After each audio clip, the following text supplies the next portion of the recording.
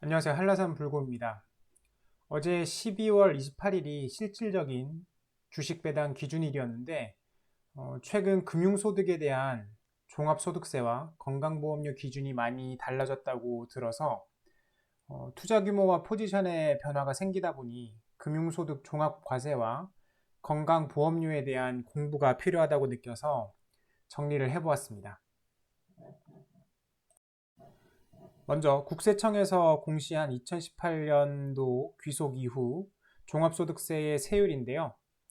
1200만 원 이하가는 6%, 1200만 원에서 4600만 원 이하는 15%, 4600만 원 초과 8800만 원 이하는 24%, 8800만 원 초과 1억 5천만 원 이하는 35%, 그리고 3억 38%, 5억 40%, 5억 초과하는 금액에 대해서는 42%의 세율을 적용하고 있습니다.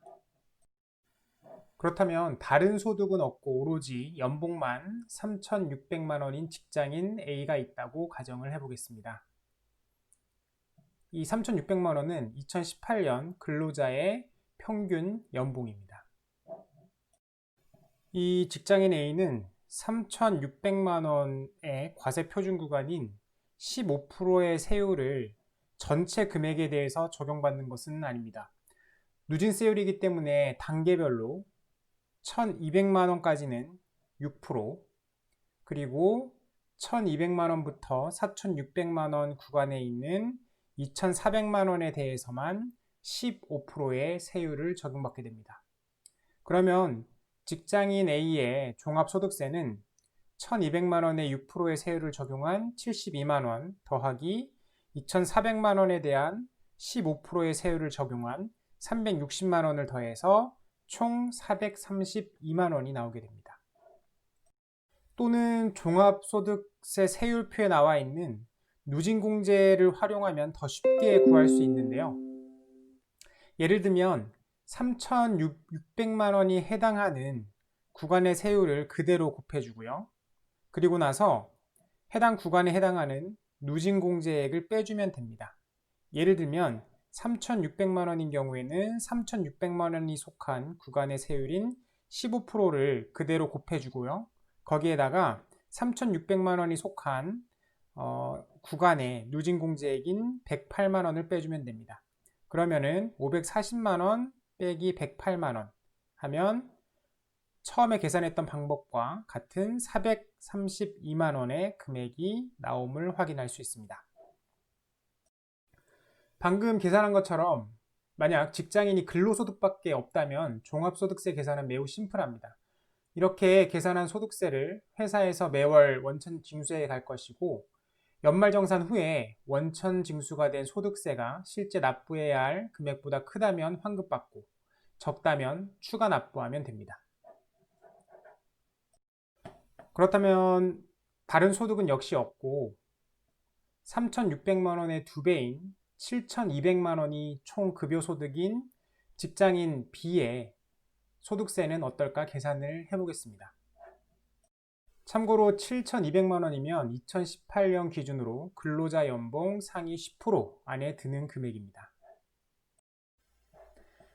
아까 계산했듯이 1,200만 원까지는 6%의 세율, 그리고 1,200만 원부터 4,600만 원에 해당하는 금액인 3,400만 원에 대해서는 15%의 세율, 그리고 4,600만 원을 초과하고 8,800만 원 이하인 금액인 2,600만 원에 대해서는 24%의 세율이 부과가 됩니다. 그러면은 72만 원, 510만 원, 624만 원을 더하면은 총 소득세는 1,206만 원이 나오게 됩니다. 또는 아까 얘기했듯이 누진공제를 활용을 해서 총 7,200만 원의 소득세에 대한 구간세율 24%를 곱해주고요. 그러면 1,728만 원이 나오죠. 여기에 누진공제액인 522만 원을 빼주면은 1,206만 원 구간별 세율을 적용해서 더한 금액과 동일한 금액이 나오게 됩니다. 즉 1년 근로소득이 7,200만 원이고 기타 소득이 없는 직장인 B의 소득세는 1,206만 원이 나오게 됩니다. 이번에는 직장인 건강보험료에 대해서 알아보겠습니다. 2021년도 기준으로 직장인 가입자에게 부과되는 건강보험료율은 소득의 6.86%입니다. 2020년도에는 6.67%였는데 조금 상승하였습니다. 그리고 이 6.86%를 직장인이 다 내는 것이 아니고 직장인과 회사가 반반을 부담하기 때문에 실질적으로 직장인이 내야 하는 건강보험료율은 3.43%입니다. 즉 급여의 3.43%를 내면 되는 것이죠. 총 근로소득이 3,600만 원인 직장인 A가 매달 내야 하는 건강보험료는 3,600만 원 나누기 12 해주고 곱하기 3.43%를 해주면 10만 2,900원입니다. 같은 방식으로 총 근로소득이 7,200만 원인 직장인 B의 건강보험료를 구해보면요. 7,200만 원 나누기 12 곱하기 3.43%를 해주면 20만 5,800원입니다. 종합소득세와 달리 누진세율이 아니기 때문에 연봉의 증가분에 정확히 비례하여 건강보험료도 증가함을 알 수 있습니다. 이제 금융소득에 대해서 알아볼 텐데요. 일단 금융소득이 2천만 원 이하인 직장인의 경우에는 금융소득 2천만 원까지는 금융기관에서 원천징수되어 지급되기에 연봉이 얼마더라도 별달리 신경 쓸 일은 없습니다. 즉 금융소득 2천만 원까지는 금융소득 종합과세 대상이 아닙니다. 예를 들어 직장인 A의 금융소득이 2천만 원이다 라고 할 경우에는 미리 금융기관에서 금융소득세 14%와 지방소득세 1.4%를 더한 15.4%를 원천징수하였을 겁니다.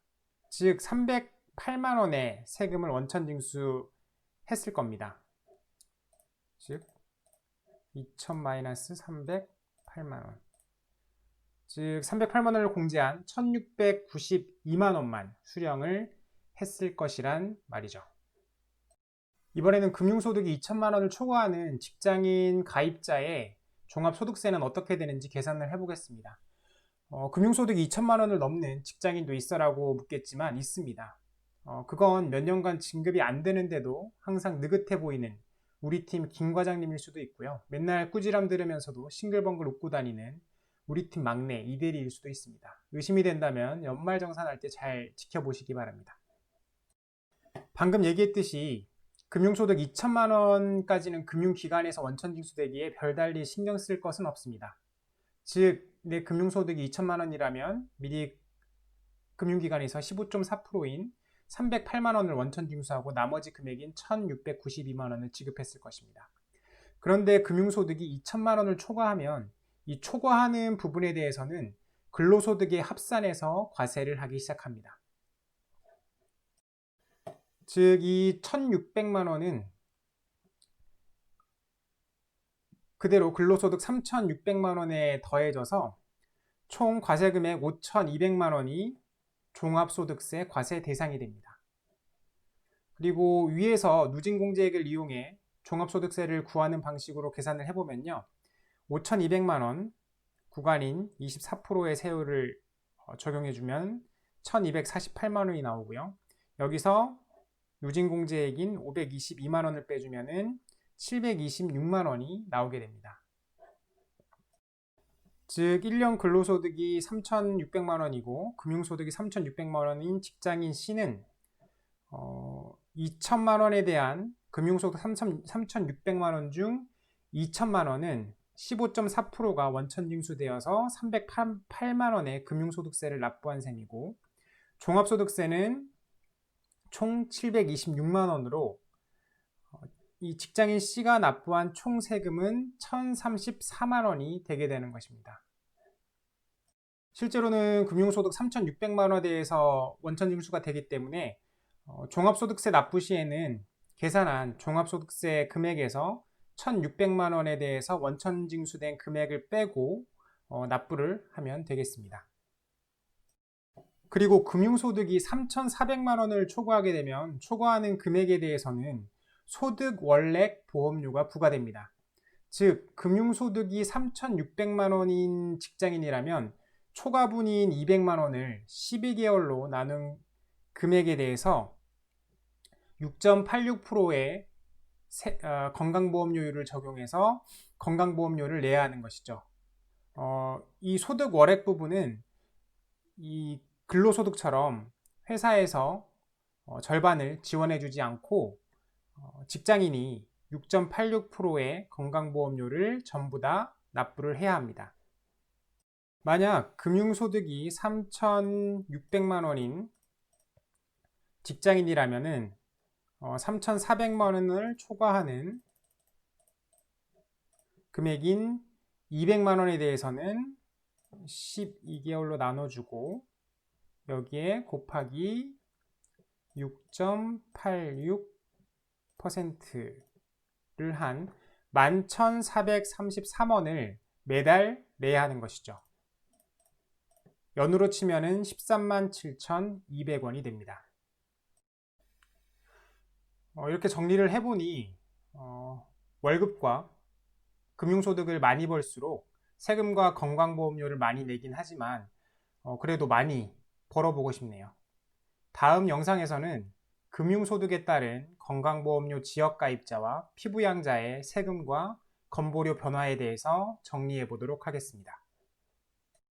영상이 도움이 되었다면 영상 하단의 좋아요 버튼을 클릭, 새로운 영상이 보고 싶으시다면 구독 버튼을 클릭, 블로그 포스팅과 인스타그램 업데이트도 같이 보고 싶으시다면 영상 하단 네이버 인플루언서 링크로 들어가 편하기를 클릭해 주세요. 오늘은 여기까지입니다. 감사합니다.